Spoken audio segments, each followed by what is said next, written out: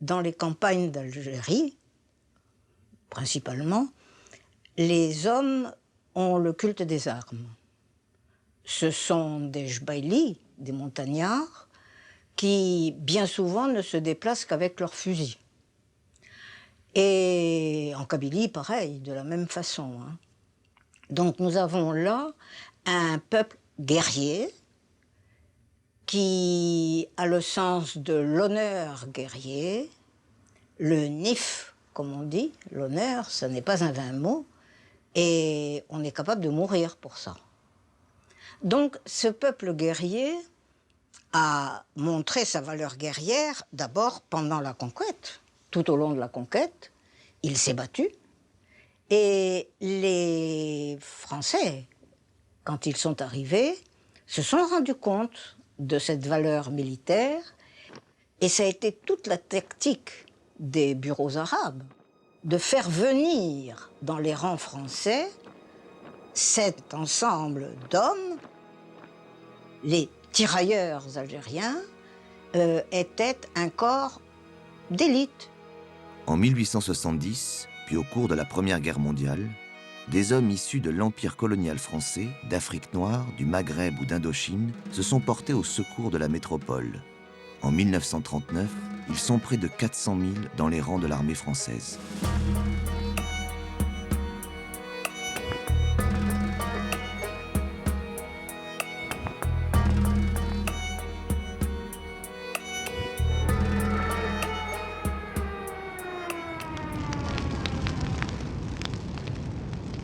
عيطوا البسيل يخدموا تهزنا فرنسا تهز فرصي تمشي يفوق تمشي حتى بالليل تمشي تعمل الحرب يا خويا يبعثوا لكم فاكاسيون ما كاينش على القايد يبعثوا لك جندرميه يبعثوا لك الجندرم كتجي غير بلا كارت كتعرف البلاصه فين كاين الجيش كتجي كضرب وكضرب بالنهار ما كضربش غير بالليل.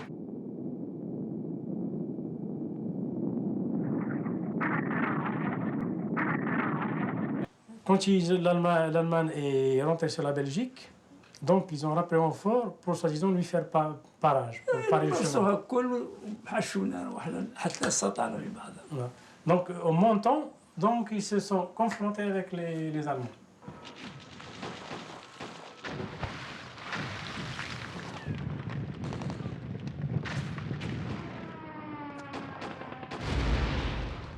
Et puis on a reculé, et reculé, ça a été la pagaille totale.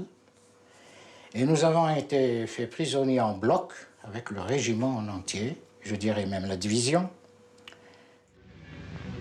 Die riesigen Kolonnen gefangener Franzosen, die man überall auf dem Marsch in die Sammellager antrifft, wollen noch immer kein Ende nehmen.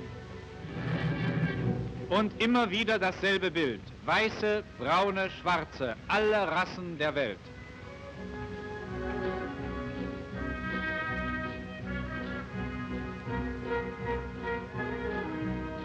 Diese wilden Horden waren aufgeboten, ganz Deutschland zu unterjochen.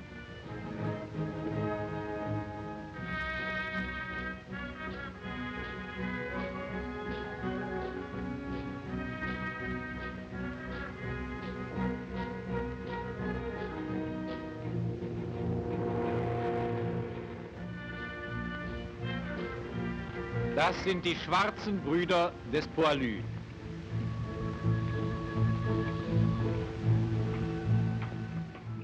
Donc on a été prisonniers. Au bout de 9 mois, j'avais tenté de m'évader. Échoué. Une deuxième fois, échoué. La troisième, réussi. لا غلبتهم الالمان ديك الساعه العسكر ديالها اللي هربطوا واللي هرب للانجليز هرب اللي يقول هرب واحد ديفيزي هو اللي حرر فرنسا هرب من الانجليز وداك الشيء اللي بقى كان جا هنا للمغرب شدوه هنا في المغرب عطاوه جلال قال لي بحال العسكر ديال سيدنا ديال الملك الا قال لك الا لحق عليكم الالمان وسولكم قولوا له حنا غير عسكر الملك.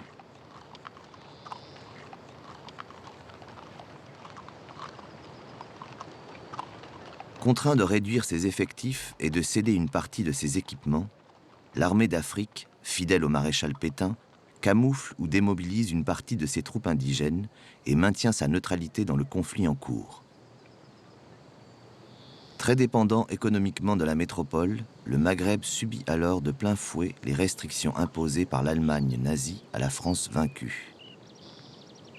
Toute l'Afrique du Nord a été marquée par une crise économique sans précédent, qui s'est marquée par d'abord des épizooties, disparition des troupeaux, ça commence toujours comme ça, puis les épidémies, typhus, typhoïde, qui ont fait des ravages considérables, on n'en parle pas, hein, on ne dit rien, dans les campagnes, et par là même la famine, qui était quelque chose d'épouvantable, dont on ne mesure pas l'importance. Et pour les jeunes, aller à l'armée, c'était manger. En novembre 1942, les Américains débarquent au Maroc et en Algérie. Le Maghreb français entre dans la guerre. Après quelques hésitations, l'armée d'Afrique se rallie aux Alliés et négocie la livraison d'équipements modernes. Les musulmans indigènes, comme les colons européens, sont appelés à servir dans l'armée française. Mon père, il a un terrain, il a le jardin, il a une maison, mais il ne voulait pas qu'on s'esclave. Parce que l'époque, pour travailler, tu fais 8 ou 10 heures, qui ne te donnent pas des centimes par jour. Alors là, mon père, il a dit, tant que je suis vivant, mes enfants jamais ne seront esclaves. Puis ça a été tout de suite, j'étais près de l'armée. Il y a eu la conscription, qui a été acceptée finalement à ce moment-là, parce que on pensait que la guerre était une guerre de libération, et que donc cette libération irait jusqu'à la libération pour les colonies et les protectorats. Les Algériens, ils sont comme les Tunisiens, comme les Marocains. Il y avait un espoir. Il y avait un espoir, premièrement, que nous libérons notre patrie. Notre patrie, c'est la France, quand même. On veut ou on ne veut pas. Il faut la libérer. Et après, il y a le retour. Ça veut dire que nous avons l'égalité. Il y avait toujours ce système de la sécurité qui jouait et qui faisait que l'encadrement ne pouvait être que français. Français de souche ou français d'Algérie. Hein. كنحاربوا حنا كاينه 4 ولا 5 ديال الفرنساويين في وسط 200 ولا 300 ديال العسكر. كيكون غير واحد كوماندار كومباني وكيكونوا 4 ولا 5 مع هما باقي كلشي هما كلشي غير المغاربه توانسه وجزائريين وتونسيين وخلطين. Un officier français d'office et un Algérien qui est d'office français, ce n'est pas la même valeur. L'époque, à partir du capitaine, l'arabe, il ne monte pas le grade plus que ça.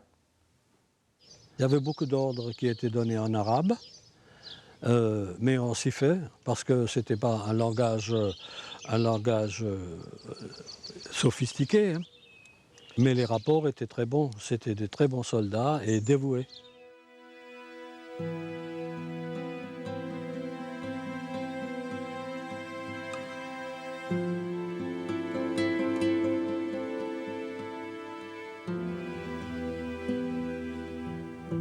الفرنساويين راهم اللور كيكون غا في لابازات وفي السبيطارات وفي الفرم داك في البيروات وداك الشيء صحاب الراديوات وصحاب هذاك الشيء مخلينهم هما غير مخدمين نتوما اللي يزيدكم والعسكر راه كيما كان نوعو تونسي ولا جزائري ولا مغربي ولا كيما كان ولا طالياني ولا كان مخلطه العشبه عندهم افريقيين كل شيء كان كيزيدوه هما اللي غادي راه بحال في القرطاس.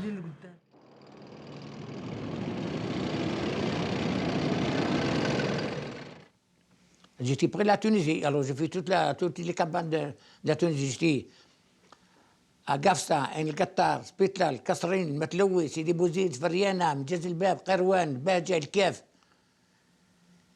Et encore.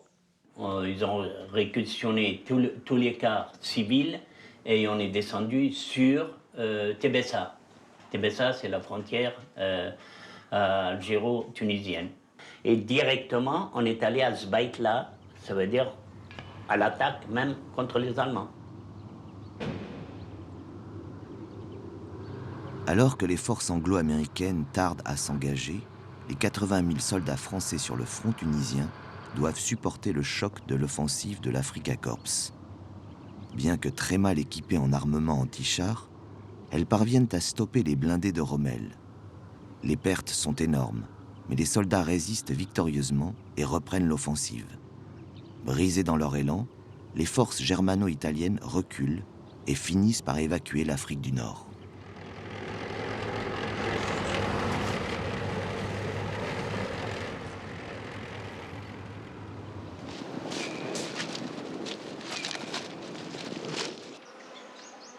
Les armées alliées en Méditerranée comptent dans leur rang des soldats venus de tous les continents.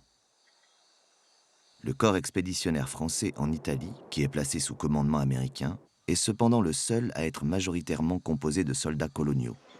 On a été transféré sur Cardito, qui était un centre de regroupement du corps expéditionnaire français en Italie. Aussi bien les régiments marocains que algériens et tunisiens.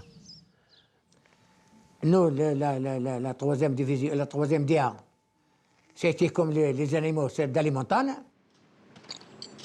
Les Américains, avec les Anglais, ils prenaient la plaine.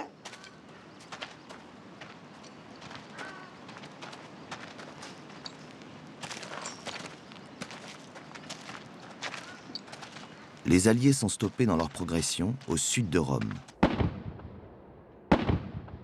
En dépit d'une supériorité matérielle écrasante, ils ne parviennent pas à percer les défenses adverses, solidement établies sur d'imposants massifs montagneux.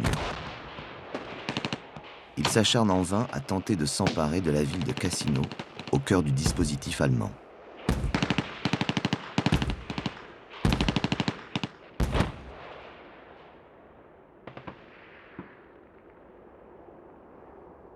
Nous avions été repoussés par les Allemands pendant 3 journées.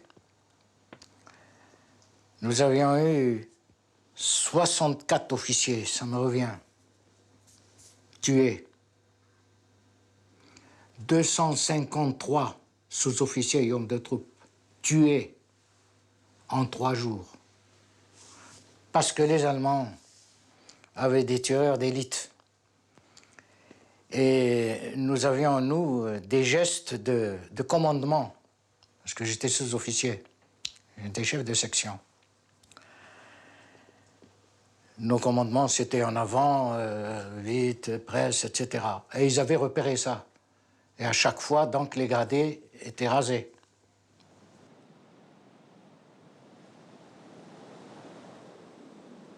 Le commandement français prend alors l'initiative de lancer de vastes opérations au cœur de massifs montagneux jugés jusqu'alors impénétrables. Cette stratégie se révèle décisive. Les lignes de défense allemandes cèdent l'une après l'autre. La route de Rome est ouverte.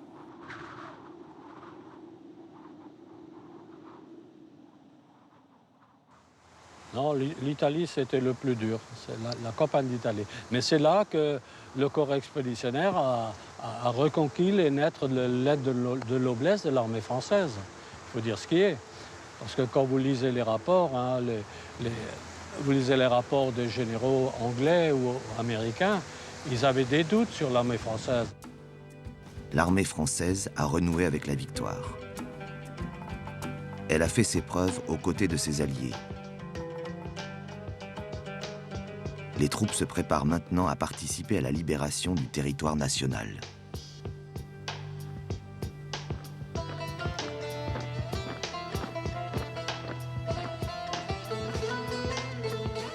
Quand on a fini l'Italie, on a préparé le débarquement.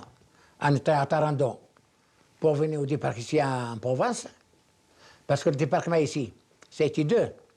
Leclerc, il a pris la direction en Normandie. de Mont-Saber, on a débarqué dans le sud. Alors quand j'ai entendu toujours, les gens ils parlent, la Normandie, excusez-moi, parce que j'ai dit merde. Je dis alors la Normandie, c'est les hommes qui sont tombés. Et là, c'est les mouches qui sont tombées. J'ai dit, mais pourquoi ils parlent devant nous?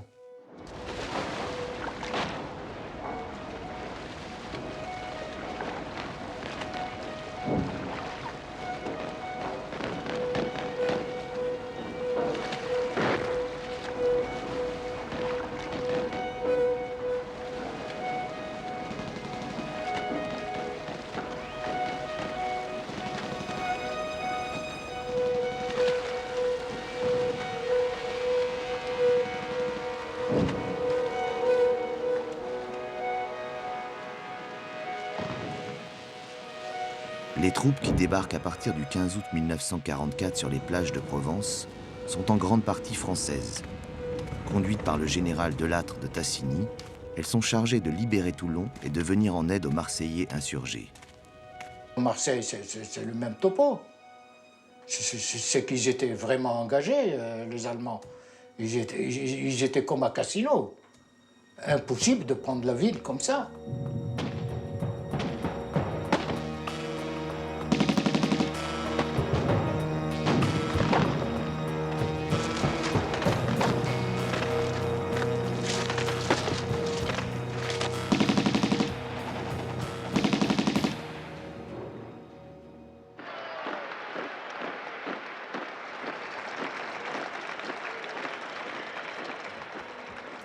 Une fois Marseille libérée, les troupes de Delattre se lancent vers le nord à la poursuite des Allemands. En moins d'un mois, elles parcourent plus de 700 km et libèrent près du tiers du territoire national.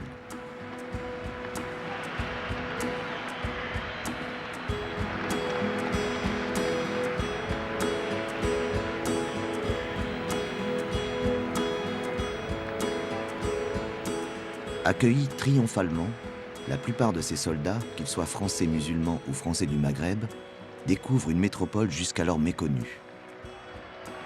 En réoccupant notre pays, nous étions très occupés par les habitants, parce qu'on était envahis. Que d'embrassades, que de fleurs, que de réceptions à la maison, que de repas payés. C'était incroyable.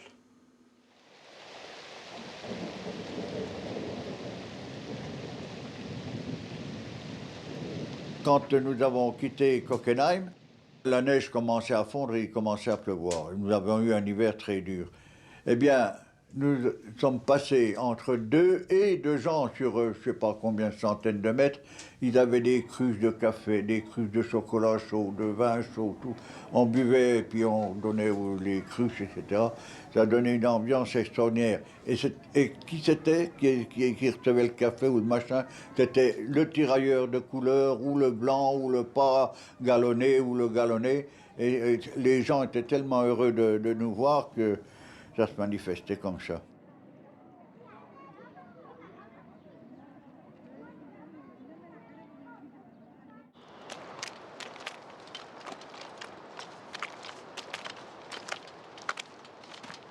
Les forces allemandes se reprennent et tentent de défendre l'Alsace, alors annexée au Reich. C'est dans cette région et dans les forêts vosgiennes que la résistance est la plus acharnée. Les Allemands, qui ont reçu des renforts, s'enterrent sous bois et font chèrement payer toute tentative de progression. Seule l'infanterie est à même de les déloger au cours de combats rapprochés très coûteux en vies humaines. À cela s'ajoute un hiver précoce et vigoureux qui frappe durement les combattants coloniaux. Oh là là là, c'est très dangereux là-bas. Oh là là là là là là. Il y a beaucoup de morts de froid. On a passé une souffrance mortelle. Disons que oui, nous avons souffert parce qu'en Italie, on avait des fois